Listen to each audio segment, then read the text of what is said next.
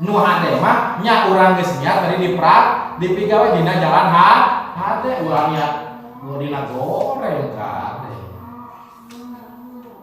Sabab cek tadi ge sagala perkara mah tergantung kumaha urang dina niatna. Lamun ayeuna ieu ngaji ka dieu diniatan ti mah hoyong minggu pasaran teh mah hayang menang kabogoh we, hayang menang awewe. Maka naon? Urang niat hayang menang awewe hayang menang kabogoh, dina datang oge bakal menangkeun awewe jeung kabogoh. Da kumaha cenah? Lamun niat urang hayang menang ilmu nu mangpaat, hayang boga ilmu nu mangpaat, tentu bakal menang ilmu nu mangpaat. Lamun urang niat hayang menang dina kakayaan, hayang menang dina kabeunghar, bakal dibere menangna kabeungharan.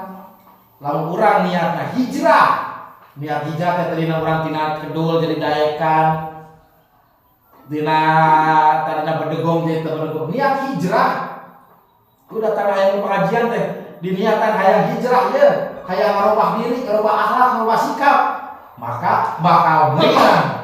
Urang oge naon? Hijrah. Bakal bisa ngarubah akhlak urang. Mun urang diniatan. Da kade ulah salah nih.